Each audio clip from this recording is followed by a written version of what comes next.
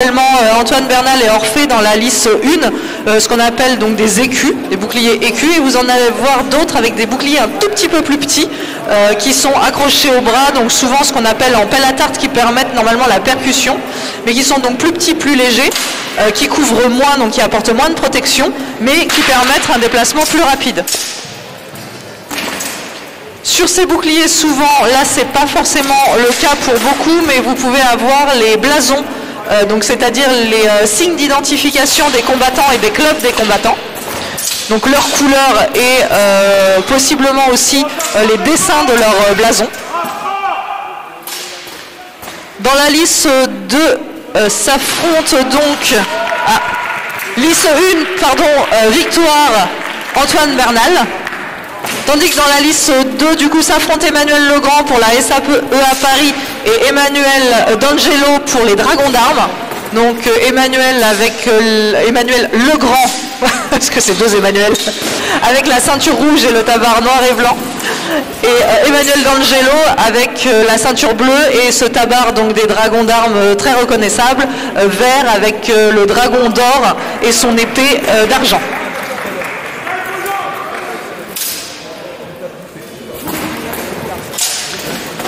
Sur la lice 1 sont attendus Xavier Depère pour Oslaner et Stéphane Riboldi pour la Baronnerie.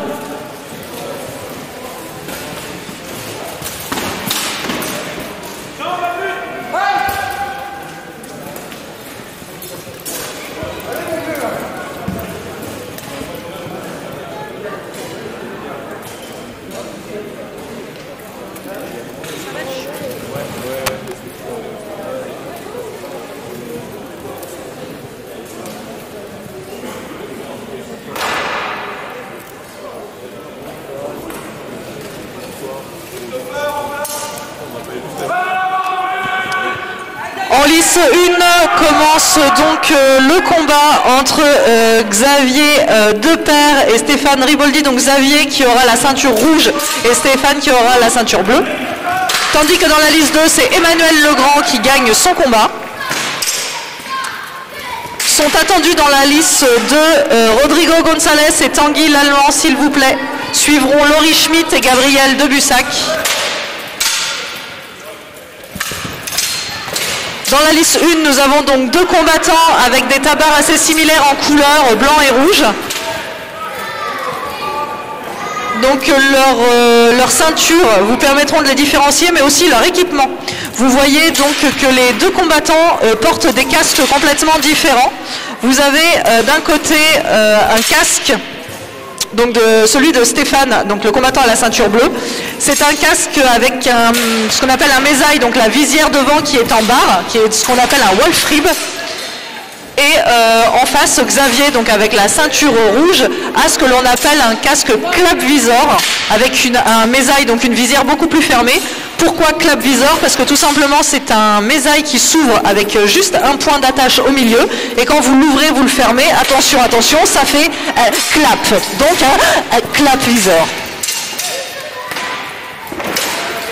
Alors que dans la lice 2 s'affrontent donc Tanguy Lallemand avec la ceinture bleue pour Argroise Doux et face à lui Rodrigo González, combattant espagnol du club Sala Carranza, qui s'est déplacé avec toute son équipe pour ce tournoi et nous les en remercions.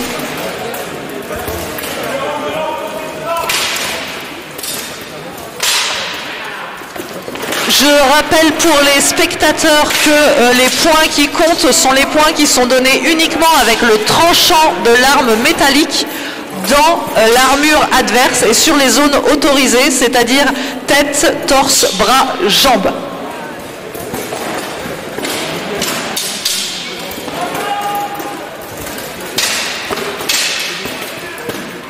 Alors que nous avons un vainqueur dans la liste numéro 1, vainqueur Xavier, bravo à lui. Se prépare pour la liste 1 Philippe Breton et Thomas Wiedehem. Philippe Breton pour Béour Île-de-France et Thomas Wiedehem pour Pardous Bellator. Donc Philippe qui aura la ceinture rouge et Thomas qui aura la ceinture bleue.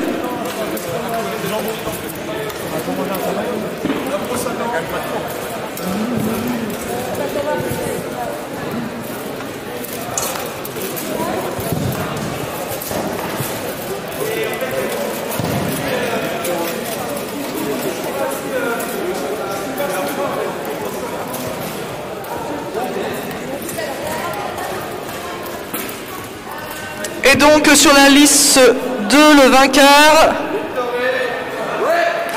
Rodrigo Gonzalez. Congrats for your fight, the winner for this fight. Et suit ensuite un combat donc féminin opposant Laurie Schmidt et Gabrielle Debussac, toutes deux issues de la salle d'armes Paris, SAE Paris. Laurie qui a la ceinture rouge et Gabrielle Debussac qui a la ceinture bleue. Pour Laurie, vous la reconnaîtrez également à son magnifique coltin, donc c'est la partie autour du cou, à la base du casque. Ce magnifique coltin à semis de pâquerettes, donc à semis de fleurs. Alors que je vous parlais des boucliers tout à l'heure sur la liste 1, donc le combat en cours opposant Philippe Breton et Thomas Videhem, vous avez là des boucliers donc on appelle en pelle à tarte avec un accrochage dans la continuité du bras. Donc les boucliers, vous voyez, par rapport aux autres, sont plus petits, donc ils protègent moins de surface de corps, mais par contre ils sont beaucoup plus légers pour pouvoir bouger beaucoup plus rapidement. Sur les boucliers, vous pouvez aussi admirer, donc sur celui de Thomas, on le voit très bien, ces armoiries qui sont reprises sur son tabac. Donc vous avez sur fond bleu, donc ce qu'on appelle fond azur, un semis de fleurs de lys d'or avec une diagonale rouge, donc on dit en héraldique de gueule, pour information. Donc ces boucliers permettent aussi, voilà, de reprendre les couleurs des clubs. Fin du combat pour la liste 1, donc je rappelle 1 minute 30 pour marquer le plus de points possible.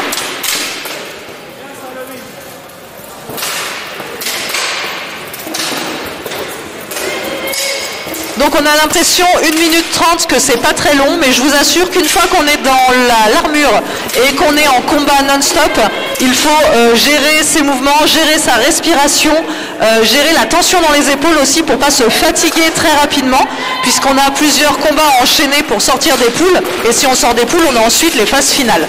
Donc il faut vraiment à la fois contrôler ses techniques de combat, sa respiration, gérer le poids de l'armure.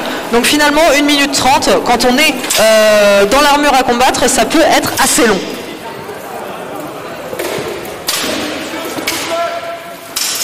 Alors que l'on a un vainqueur dans la liste numéro 1 et victoire pour Thomas. Donc Thomas Videhem pour Pardus Bellator. Se prépare en lice 1, s'il vous plaît, Nicolas Lelièvre pour les écuyers du Marchidial et Alexandre Blondeau pour les Faucons Noirs de Touraine.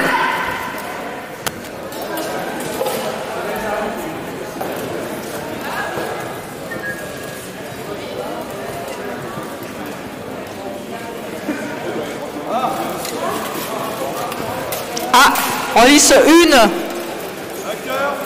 que se passe-t-il? Ah, nous avons eu une erreur de définition de vainqueur en lice 1 sur le combat opposant Philippe et Thomas. C'est en fait Philippe Breton qui remporte ce combat. Petit problème de communication, ça arrive entre le nombre de combats que l'on doit passer, sachant qu'à l'épée bouclier, nous avons 47 combats à enchaîner cet après-midi. Nous avons donc un programme chargé.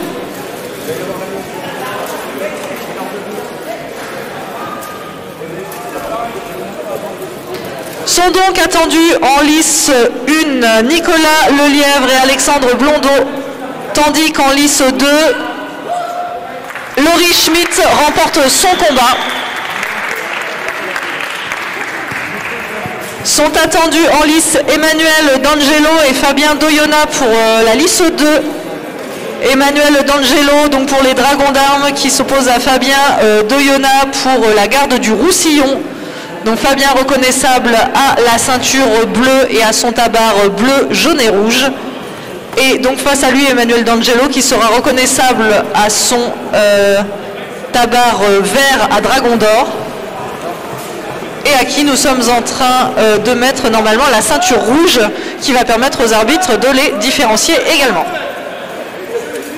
Sur la liste 2, Combat Alexandre Blondeau avec la ceinture rouge et le bouclier donc bleu à bordure échiquetée, donc en échiquier blanc et rouge.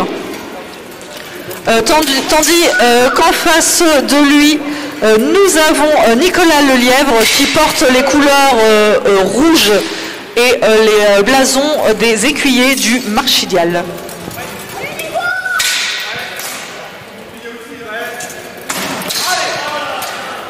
En liste 2, le combat commence également. Donc Alexandre Blondeau qui, depuis hier matin, a réalisé toutes les catégories de ce championnat de la Dame d'Acier 2023. Donc bravo à lui de faire toutes les catégories de cette compétition, ce qui est plutôt physiquement et mentalement très fatigant dans ces cas-là.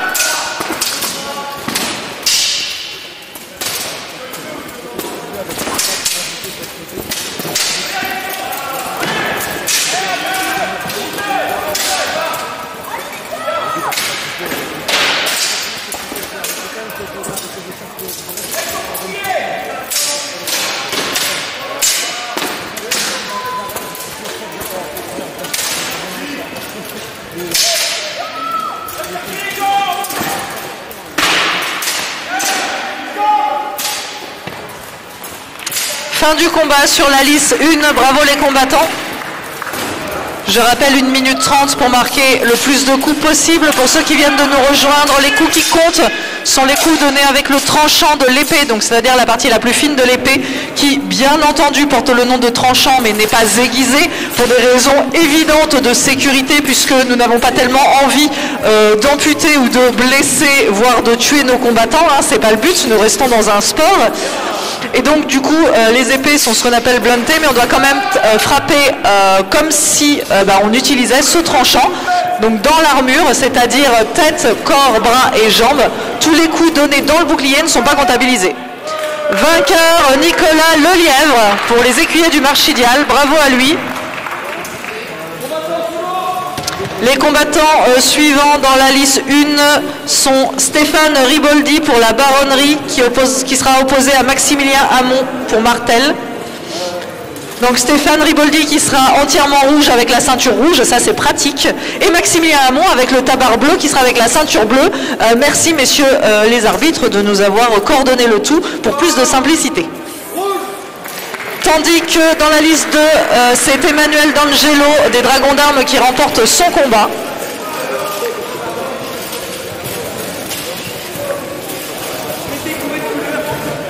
Suivant, vous avez le combat donc dans la liste 2 opposant Emmanuel Legrand pour la SAEA à Tanguy l'Allemand pour Artgroisdou.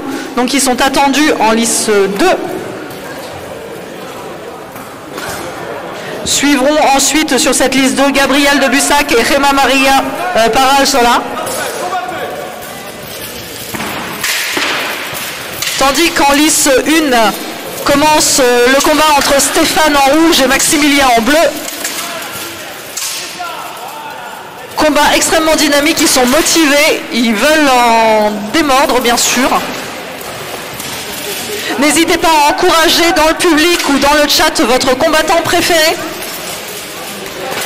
Les noms sont inscrits en haut de l'écran pour ceux qui sont sur le live. Vous avez en simultané les deux listes pour suivre les combats qui se déroulent simultanément justement dans notre liste 1 et notre liste 2. Et pour avoir un visuel aussi sur notre magnifique team d'arbitres. Donc les arbitres que vous voyez soit en jaune ou capuchon jaune ou capuchon orange et violet. Donc les arbitres compteurs autour de la liste qui sont chargés de compter les points reçus, donnés par les combattants. Et notre arbitre central qui lui est chargé de séparer les combattants quand il y a un souci ou de lancer et d'arrêter le combat.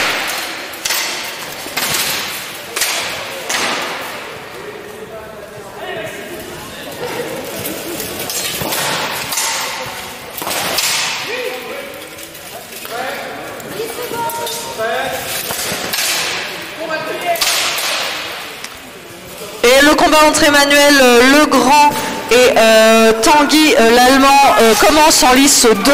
Donc Emmanuel avec la ceinture rouge et Tanguy avec la ceinture bleue.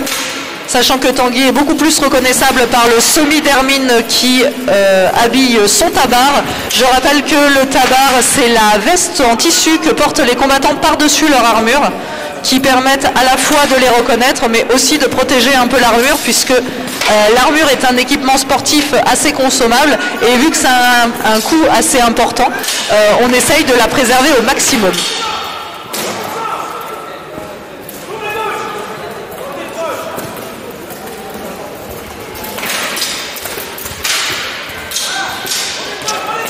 En lice 1, il y a vérification technique du matériel, puisque en effet, vu que nous sommes sur un sport de combat, le but étant d'éviter toute blessure, la sécurité est primordiale. Toutes les armes et protections sont checkées, donc les armes et les boucliers sont checkés par notre équipe d'arbitres juste avant les combats, donc généralement le matin.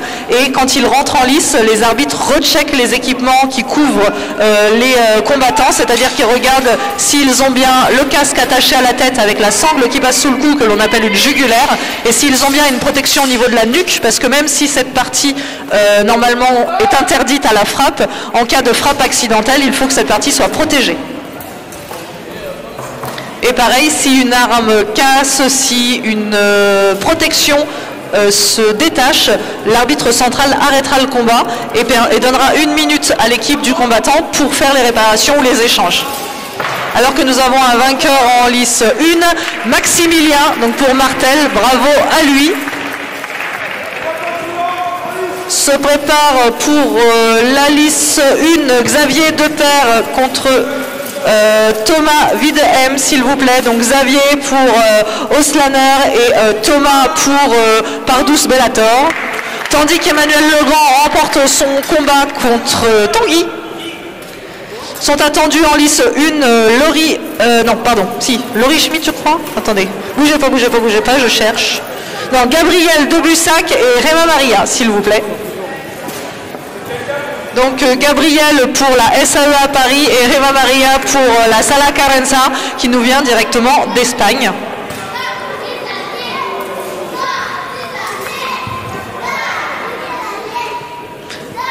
Suivront après Gabriel et Réma Maria, Rodrigo González et Emmanuel D'Angelo sur la liste 2.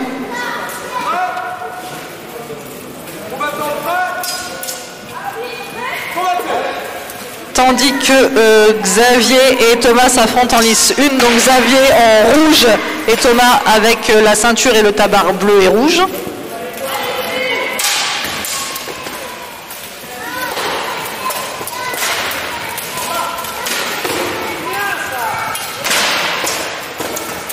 Petit rappel aussi pour compter les points, j'ai omis de vous préciser, mais les points touches tête et corps comptent 2 points, tandis que les touches bras et jambes ne comptent qu'un seul point. Les combattants ont donc tout intérêt à essayer de toucher la tête et le corps de l'adversaire, ce qui est chose assez compliquée, puisque l'adversaire va se protéger facilement ces zones-là avec son bouclier. Et si on s'approche assez pour toucher ces zones, on risque également d'être touché en retour. Donc il faut vraiment gérer le point de vue technique, la défense et l'attaque pour pouvoir toucher sans être touché ou alors toucher plus que l'adversaire.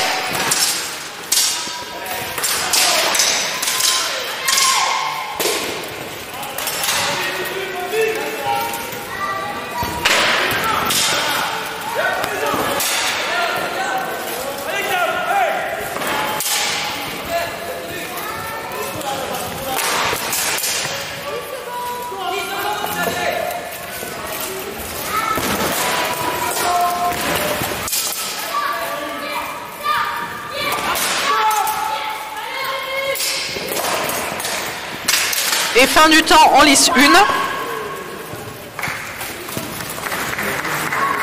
1. Et fini également pour les femmes en lice 2.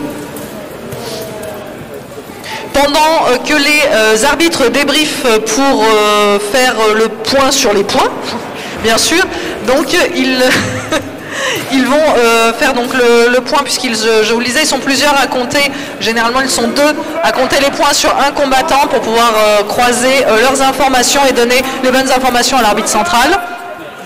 Sur la liste 1, nous avons donc Xavier qui remporte son combat. Prochain combattant attendu en lice 1, Antoine Bernal et Alexandre Blondeau. Se préparent Stéphane Riboldi et Philippe Breton. Tandis que sur le combat féminin de la lice 2,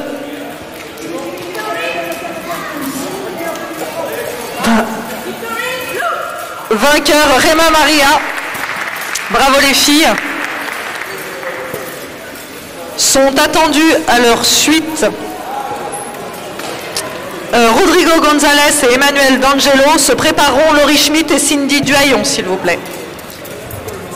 Donc en lice, Alexandre Blondeau dans la lice 1 pour les Faucons Noirs de Touraine et Antoine Bernal pour la SAEA Paris. Sont attendus en lice 2 Rodrigo González pour la Sala Carenza et Emmanuel D'Angelo pour les Dragons d'Armes.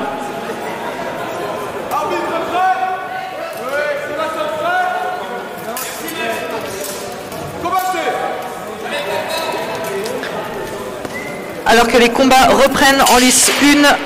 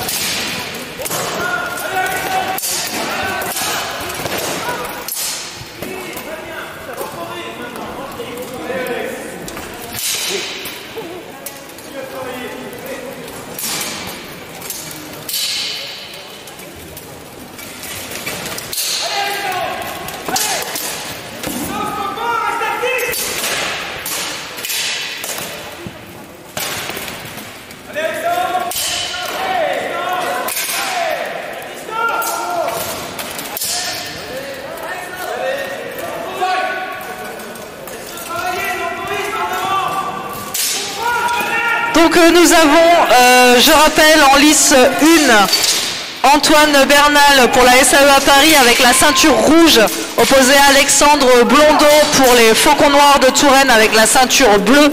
Et si vous voulez le repérer, donc en plus de sa carrure, il a son bouclier bleu bordé donc échiqueté en bordure de cases blanches et rouges. Donc de gueule et d'argent, si on utilise les termes, ce qu'on appelle héraldique, la science des blasons et des couleurs à ces termes. Vous avez différents termes pour ces couleurs. Donc le blanc étant argent, représentant donc le métal argenté. Le jaune représente l'or. Le rouge, on appelle ça de gueule. Et le bleu, par exemple, d'azur. Le noir sera sable et le vert sera sinople, pour info. Et vainqueur sur cette liste 1, Pampan, donc Antoine Bernal.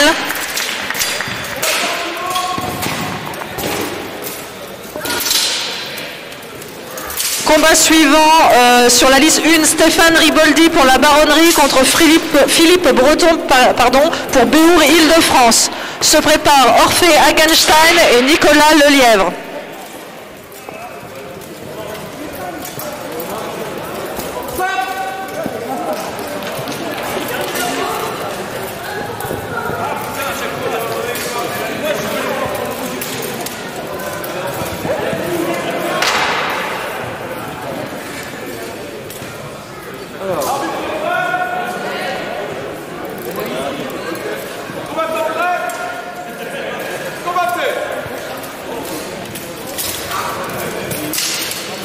En lice, donc en lice 1, vous avez avec la ceinture bleue Philippe Breton, donc pour Béour Île-de-France, et face à lui en rouge et blanc avec la ceinture rouge Stéphane Riboldi pour la Baronnerie.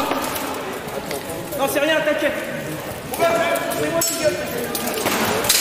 Ça va nous permettre en plus de faire un petit point équipement. Donc vous avez nos combattants de la liste 1, quand vous le voyez, donc quand le bouclier de Philippe n'est pas devant le casque de Stéphane, vous avez deux casques différents. L'un, donc les deux sont des bassinets. Alors le bassinet, c'est la forme du casque, donc on va dire l'arrière, ce qui couvre la tête. Et sur ce casque est fixée une visière qu'on appelle un mésaille. Et ce mésaille peut avoir différentes formes. Donc actuellement sur le combattant en rouge de la liste 1, vous voyez un mésaille qu'on appelle wolf rib, donc qui est fait de barreaux, comme une cage thoracique en fait. Et de l'autre côté, vous avez un mésaille beaucoup plus fermé sur Philippe, avec cette forme que l'on dit, me semble-t-il, en museau de chien, je crois, je ne le vois pas de profil. Ah non, pas tout à fait, ça n'en est pas tout à fait un, mais avec donc justement un mésaille beaucoup plus fermé. Vous avez donc un des deux combattants qui va mieux voir et mieux respirer que l'autre, mais qui sera un peu moins protégé vu que beaucoup plus d'ouverture possible. Ces deux types de visières sont identifiables sur des enluminures ou dans des pièces de musée, donc si ça vous intéresse de voir. Sur l'équipement de torse donc de Philippe avec la ceinture bleue, on voit bien qu'il s'agit donc d'une brigandine dont je vous ai parlé tout à l'heure, cette veste en tissu à l'intérieur de laquelle sont rivetées des petites plaques de métal. Vous avez donc les protections de bras, ce qui protège les épaules, ça nomme des spalières. Donc c'est la partie vraiment qui va aller de la clavicule jusqu'au bas de l'épaule. Donc ça s'appelle une spalière. Ensuite vous avez les protections de bras. La protection de coude s'appelle une cubitière, tandis que les protections de l'avant-bras s'appellent tout simplement des canons d'avant-bras, parce que souvent elles ont cette protection un peu circulaire pour, comme un canon, protéger cette partie. Les protections viennent aussi sur les jambes, donc vous avez les protections au niveau des cuisses. Au niveau des genoux, vous allez pouvoir voir des protections avec des ailettes sur les côtés. Ça va protéger des coups qui viennent justement de façon latérale pour éviter d'avoir mal au niveau de l'articulation, ce qui pourrait empêcher beaucoup le combat.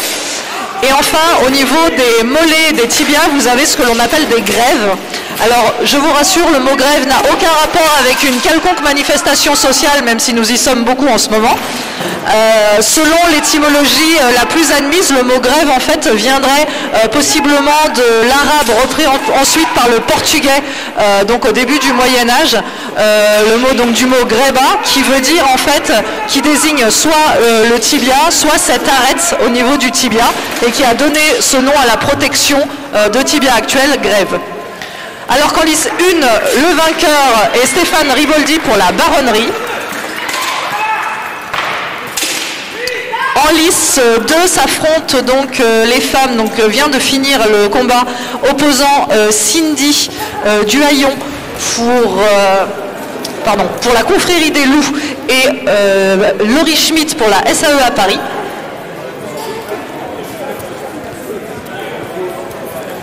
Se prépare bientôt pour cette lice 2, Emmanuel Legrand et Fabien Doyona suivront Tanguy Lallemand et Emmanuel D'Angelo, tandis que sur la lice 1 devront combattre Orphée Hagenstein et Nicolas Lelièvre, puis Xavier Depère et Maximilien Hamon. Orphée Hagenstein et Nicolas Lelièvre sont attendus en lice. Ils sont déjà en lice 1, c'est magnifique. Alors là, ça va être un tout petit peu plus complexe puisque les deux sont en rouge. Donc là, c'est pareil, la ceinture rouge représentant, donc portée par Orphée des Oslaners et la ceinture bleue portée par Nicolas pour les écuyers du Marchidial. Là, vous avez plusieurs façons de les reconnaître puisque leur tabar est rouge, de loin on ne voit pas. Donc, comme je vous disais tout à l'heure, le casque, si vous avez bien suivi, vous en avez un fermé en museau de chien.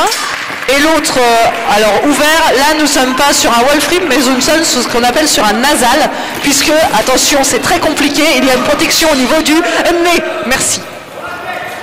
Et ce qui peut vous permettre de les reconnaître aussi, et c'est là que les blasons interviennent, c'est leur bouclier. Les écuyers du Marchidial ont donc cette tour d'argent avec deux épées croisées et une couronne, tandis que les Oslaners sont représentés donc par ce fond rouge, donc comme je vous disais tout à l'heure, ce fond de gueule avec cette bande d'argent.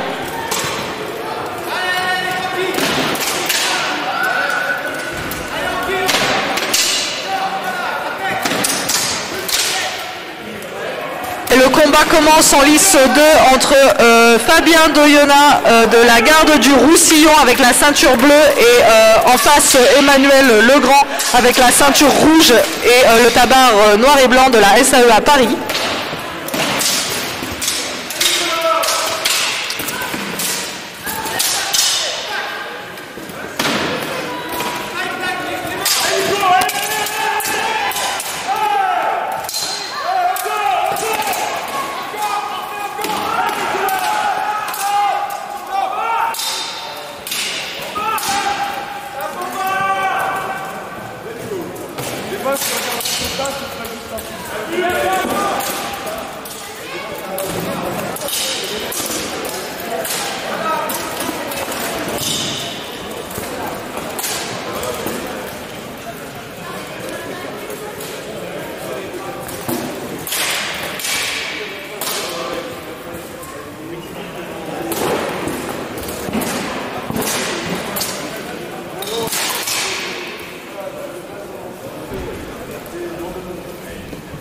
Alors pour les personnes qui n'étaient pas présentes ce matin, donc nous sommes sur la catégorie épée bouclier de cette compétition de la Dame d'Acier 2023. Donc l'activité sportive, pour ceux qui ne connaissent pas, on va reprendre dès le début. L'activité sportive que vous voyez actuellement s'appelle du béour. Victoire en lice 1 de Nicolas Lelièvre pour les écuyers du Marchidial. Donc je reprends, donc ça s'appelle du béour. Il y a différentes catégories de béour. Là vous assistez à ce qu'on appelle du béour en duel, c'est-à-dire du 1 contre 1. Donc un type de, sport de combat, on va dire standard en 1 contre 1. Mais il existe aussi du béour, ce qu'on appelle du béour en groupe, qui est le plus connu généralement par les amateurs du milieu, où vous avez des équipes de combattants qui s'affrontent en 5 contre 5, 10 contre 10, 15 contre 15, donc sur des listes un peu plus grandes que celles que vous voyez actuellement dans notre gymnase. Liste 2, victoire d'Emmanuel Legrand. Et donc du coup les règles sont complètement différentes. Ici les règles sont dans un temps donné, donc en l'occurrence pour l'épée bouclier 1 minute 30, les combattants doivent marquer le plus grand nombre de points en touchant l'adversaire avec leur arme. Sur des combats en équipe, donc du béour en équipe, le principe est différent puisque le but est de mettre au sol l'équipe adverse en premier. Donc les techniques utilisées dans les deux cas sont complètement différentes, mais pour des combattants, nous aujourd'hui nous avons des combattants de groupe, habitués au groupe, qui font du duel. Les deux techniques sont à la fois différentes et complémentaires, principalement pour le pro fight que l'on a vu hier soir par exemple, puisque dans le pro fight on a le droit de mettre au sol, et les personnes qui sont habituées à mettre au sol en combat de groupe ont un léger avantage par rapport à des personnes qui ne font que du duel et qui sont un petit peu moins à l'aise avec l'entrée en lutte par exemple. Sachant qu'aujourd'hui vous êtes sur un duel épée-bouclier, à savoir qu'il est interdit de mettre au sol et normalement donc d'agripper son adversaire.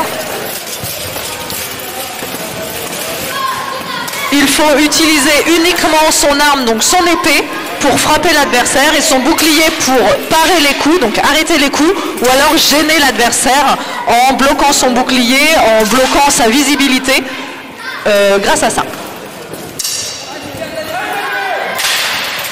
Alors en lice 1, vous avez actuellement le combat entre Xavier Depère avec la ceinture rouge et le tabac rouge et blanc qui représente Oslaner, tandis que Maximilien Hamon avec la ceinture et le tabac bleu représente Martel. Donc vous voyez donc ces armoiries dans le dos de son tabac, donc un marteau d'armes d'argent encadré de 2 fleurs de lys d'or et surmonté d'une couronne d'or. Sur la liste 2, avec le tabac vert, vous avez Emmanuel D'Angelo, donc des dragons d'armes, qui affronte le combattant d'Argroas Doux avec la ceinture rouge, donc Tanguy l'Allemand. Donc là, la technique va être pour le combattant d'essayer de passer à travers les protections du bouclier de son adversaire, tout en se protégeant lui-même avec son propre bouclier. Sur la liste 2, vous voyez d'ailleurs les deux combattants utilisent la technique dont je vous ai parlé tout à l'heure, c'est-à-dire qu'ils vont essayer de bloquer la visibilité de leur adversaire avec leur bouclier en plaquant le plat de leur bouclier devant les yeux, donc devant le casque de l'adversaire, pour donc limiter ses mouvements et en profiter pour taper les zones accessibles, donc les jambes, les bras, le torse et la tête. En termes de points, nos arbitres comptent de la manière suivante: 2 points pour la tête et le torse et 1 seul point pour les bras et les jambes. Sachant que taper dans les pieds est interdit et les mains ne rapportent pas de points.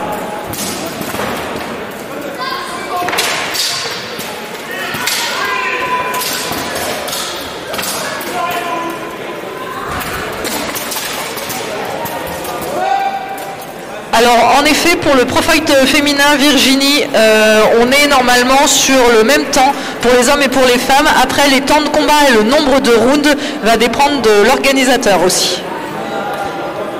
Là, nous avons fait 3 rounds de 2 minutes. Il y aurait eu des femmes qui auraient voulu faire du pro fight, ça aurait été exactement la même chose. Donc c'est pour ça que c'est des temps donc pour le cardio, etc.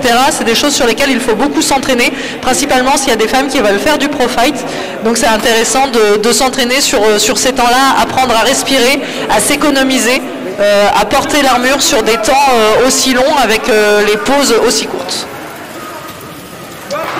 En lice 1, vainqueur Xavier.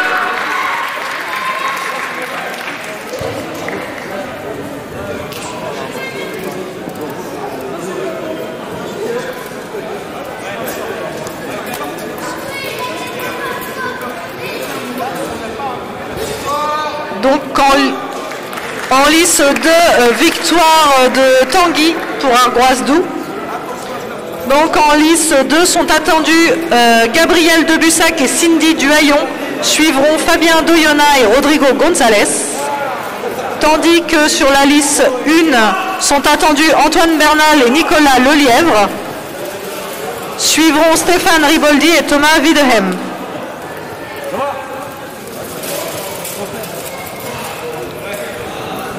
Sur la liste 2, donc, sont en train de se préparer Gabriel Debussac avec la ceinture rouge pour la SAEA Paris. Et face à elle, Cindy Duhaillon avec la ceinture bleue et le tabard bleu et blanc pour la confrérie des loups. Loup que vous retrouverez sur son bouclier, donc le loup de sable sur fond d'argent, et que vous retrouvez également sur son tabard. Je rappelle pour ceux qui viendraient de nous rejoindre que le tabard, c'est la veste de tissu qui vient recouvrir l'armure et qui souvent porte les couleurs du club auquel appartient le combattant.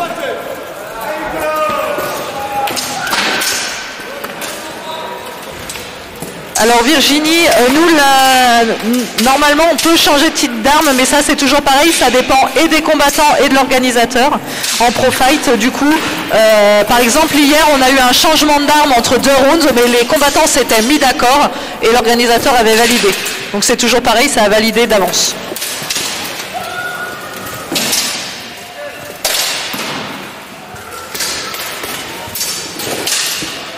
Alors qu'en lice 1, donc Antoine Bernal avec la ceinture rouge pour SAEA Paris affronte son adversaire Nicolas Lelièvre pour les écuyers du Marchidial avec la ceinture bleue et le tabard rouge. Reconnaissable aussi à son bouclier, à la tour d'argent aux 2 épées croisées surmontées de la couronne.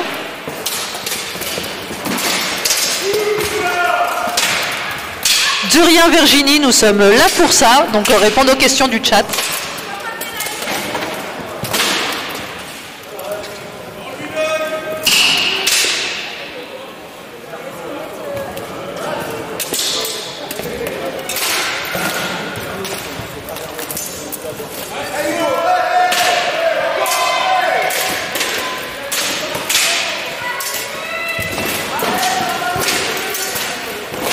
Je rappelle les temps de combat, 1 minute 30 de combat.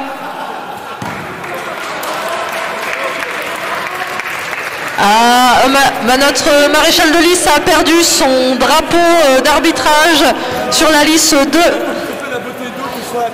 Alors vous allez vous demander pourquoi les arbitres centraux ont justement ces drapeaux jaunes. C'est tout simplement en fait pour pouvoir arrêter les combattants sans risquer leur intégrité physique, puisque vous avez vu que sur certains casques on n'a pas beaucoup de visibilité. Donc un coup malencontreux peut être pris, donc ils utilisent leur drapeau pour bloquer la visibilité des combattants, donc ils voient un film jaune devant les yeux, ça les arrête, au cas où ils n'entendraient pas le halt qui est censé donc arrêter le combat. Quand le halt est prononcé, tous les coups qui ont été mis après ne sont pas comptés, sachant qu'il faut ne pas mettre des coups volontairement après ce halt. Vainqueur en lice 1, Antoine Bernal.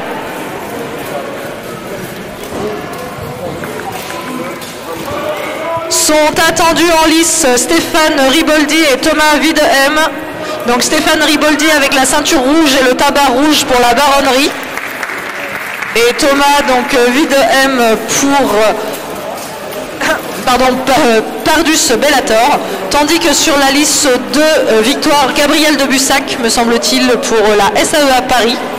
Sont attendus à leur suite Fabien Doyona pour la garde du Roussillon et Rodrigo González pour la Sala Carranza, donc qui nous vient d'Espagne. Fabien qui sera avec la ceinture rouge et Rodrigo qui sera avec la ceinture bleue.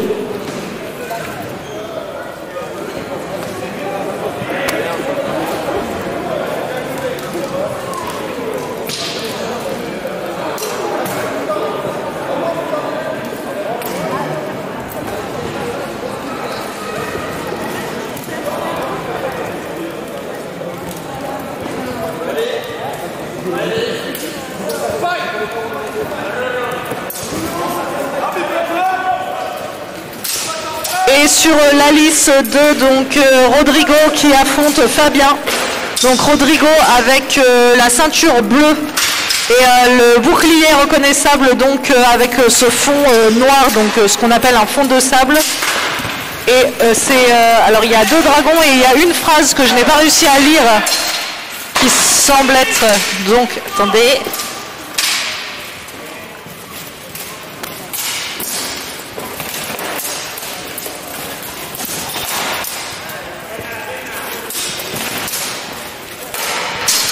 Donc oui, ça y est, j'ai réussi à lire pour vous. Je suis allé prendre les informations pour lire ce qui était marqué sur le bouclier de Rodrigo en liste 2, c'est res non verba.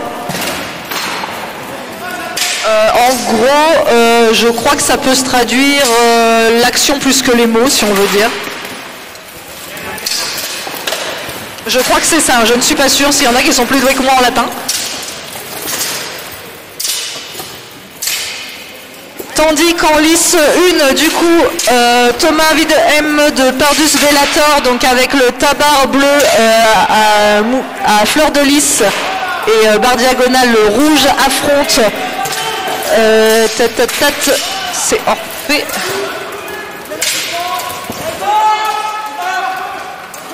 Bien, affronte Orphée Hagenstein, donc de Ostlaner,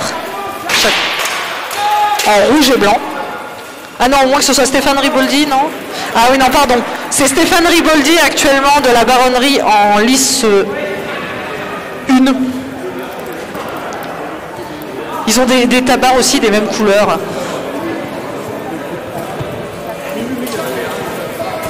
D'ailleurs, Orphée Hagenstein doit se préparer, et Alexandre Blondeau également, pour rentrer ensuite en lice 1.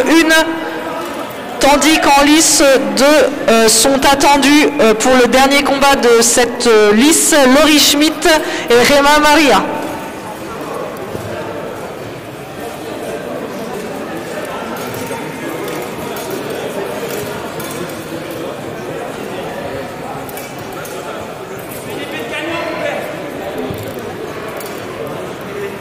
Sur nos 2 listes, les arbitres sont en train de délibérer pour nommer le vainqueur ou savoir si il est besoin d'un round de 30 secondes supplémentaires.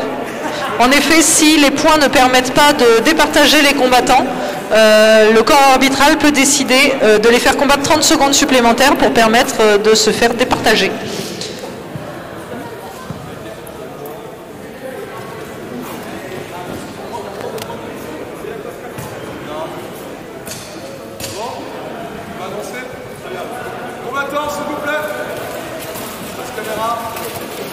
Et en lice 1, vainqueur Stéphane Riboldi pour la baronnerie.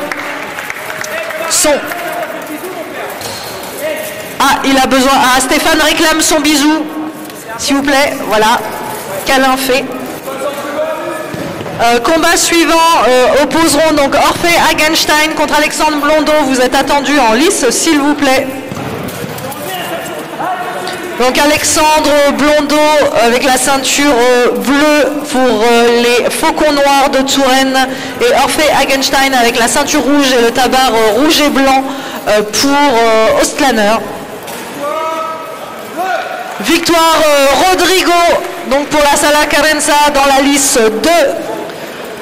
Suivent en lice 2 s'il vous plaît Laurie Schmidt et Rema Maria Paralsola, s'il vous plaît. Donc Laurie pour la SAEA Paris et Rema Maria pour la Sala Carenza, également club donc espagnol qui sont venus avec plusieurs combattants de très bon niveau et on est très content de les accueillir aujourd'hui pour cette compétition de la Dame d'Acier 2023.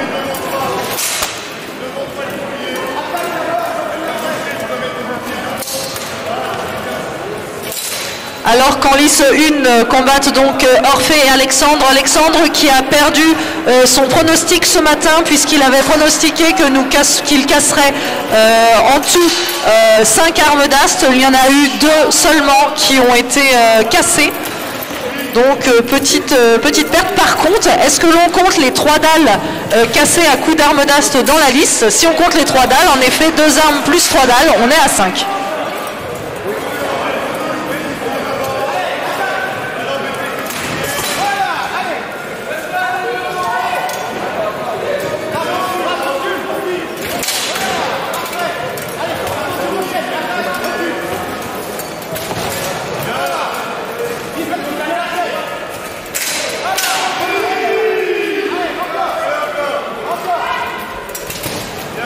Alors que s'engage en lice 2 le dernier combat de poule qui oppose donc 2 combattantes féminines, Laurie Schmidt pour la SAEA Paris et Rema Maria Paralsola pour la Sala Carenza.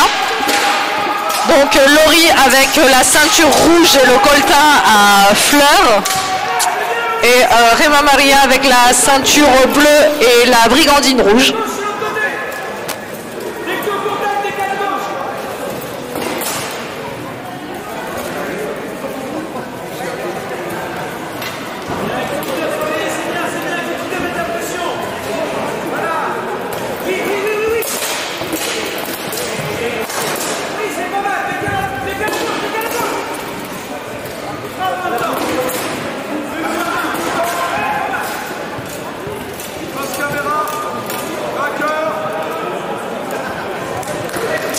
Tandis qu'en lice 1, le vainqueur est donc Orphée.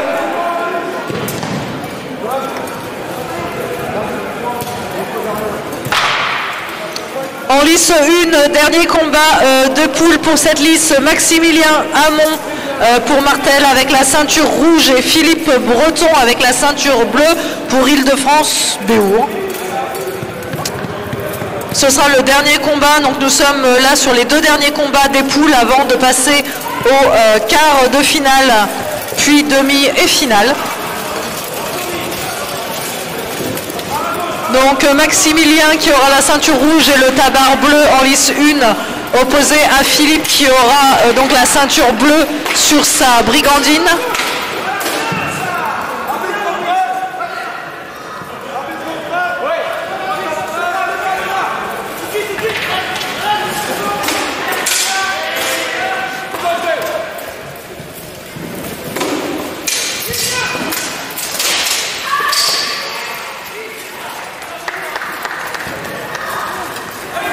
Et fin de combat en lice 2.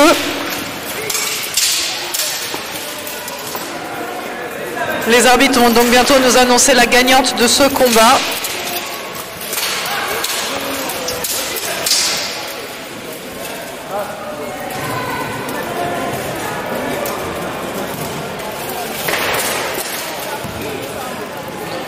Je rappelle pour ceux qui viendraient de nous rejoindre que les coups qui sont comptabilisés par les arbitres sont ceux donnés seulement avec le tranchant de l'arme, donc la partie qui normalement serait tranchante sur l'épée, qui est donnée donc dans la tête, les bras, le torse et les jambes, les mains et les pieds ne comptant pas. Victoire pour Rema Maria de la Sala Carenza. Bravo à elle, et c'est la fin des poules, messieurs, mesdames les arbitres, pour la liste 2. Vous avez donc une pause le temps que le combat de poules de la 2e liste se finisse. Puis nous aurons une petite pause de quelques minutes, le temps de mettre en place les combats de quart de finale. Alors que Philippe vient de bloquer Maximilien dans le coin de la lisse. Fin du combat. Alors en lice 1 sont attendus donc Emmanuel Legrand pour la SAEA Paris et Stéphane Riboldi pour la Baronnerie, tandis qu'en lice 2 sont attendus Antoine Bernal pour la SAEA Paris contre Rodrigo González pour la Sala Carenza. Se prépare pour la liste 1 Xavier Depère et Tanguy Lallemand, et pour la liste 2 ensuite Maximilien Hamon contre Nicolas Lelièvre. Donc nous sommes en quart de finale pour savoir donc quels combattants passeront en demi-finale, puis en finale. Donc les deux combats commencent simultanément presque.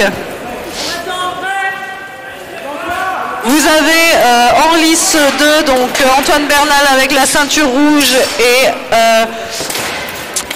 pardon, je vais y arriver. Rodrigo González avec la ceinture bleue. Et en lice 1, vous avez donc avec la ceinture rouge Emmanuel Legrand et avec la ceinture bleue Stéphane Riboldi.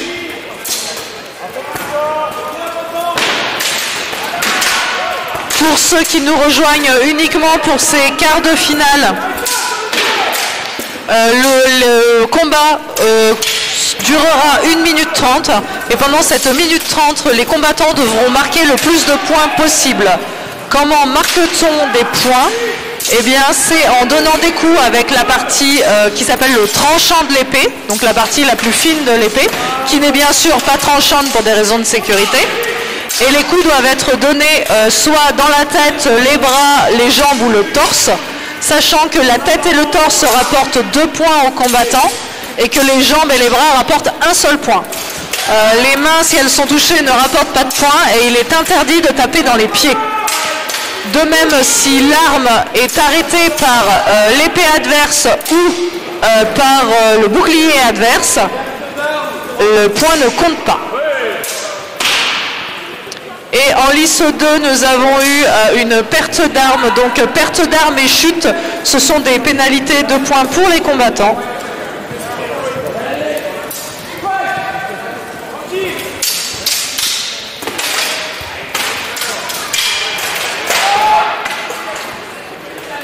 Et fin du combat en lice 2 sur un Antoine Bernal, donc alias Pampan pour son petit nom, surexcité, survolté dans ce quart de finale épée bouclier de la Dame d'Acier 2023.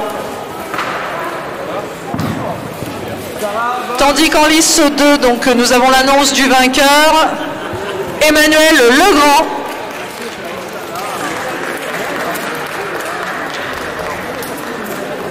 Bravo à lui.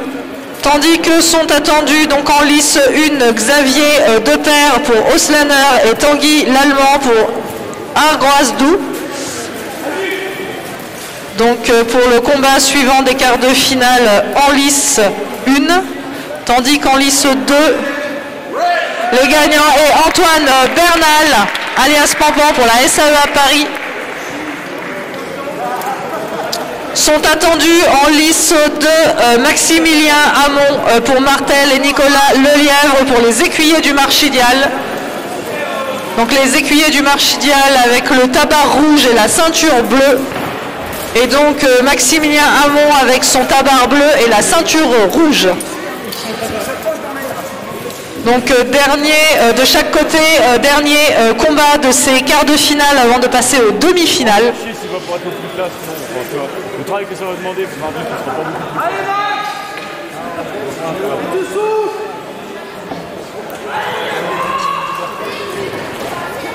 Pour répondre aux questions, dans le chat, l'événement devrait se finir aux alentours de 16 h. Pour les combats, en tout cas.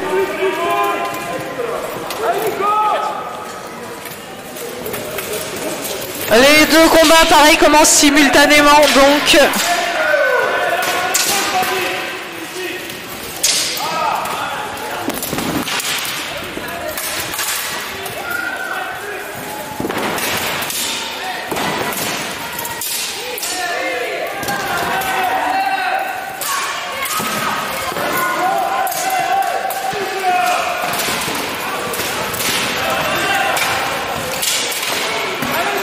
Et donc nos combattants qui sont très dynamiques sur ces combats de quart de finale, puisqu'ils disputent actuellement chacun une place en demi-finale. Le vainqueur de chaque combat de ces quarts de finale va en demi-finale.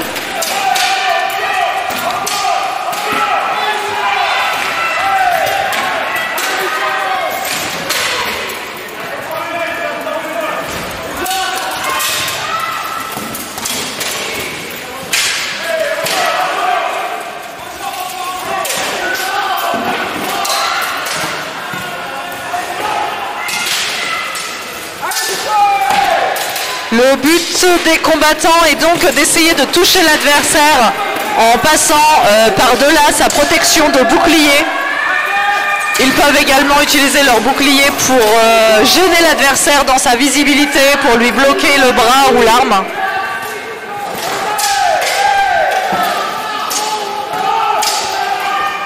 Et fin de combat dans la liste 2, donc 1 minute 30.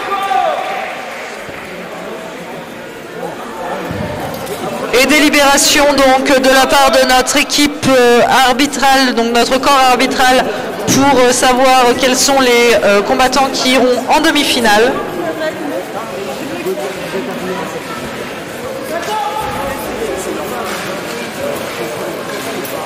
En lice 1, vainqueur Xavier Deper, donc pour Oslaner.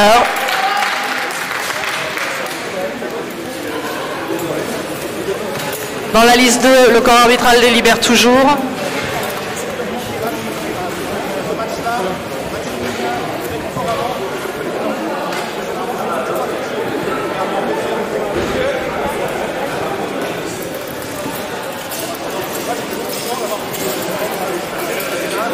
Vainqueur en liste 2 du combat, Maximilien Hamon, donc pour Martel, bravo à lui. Donc il passe en demi-finale. Il y rejoint donc Xavier, Emmanuel Legrand et Antoine Bernal. Les demi-finales qui donc définiront les vainqueurs qui iront en finale s'affronter pour la médaille d'or de cette catégorie épée bouclier de la Dame d'Acier 2023.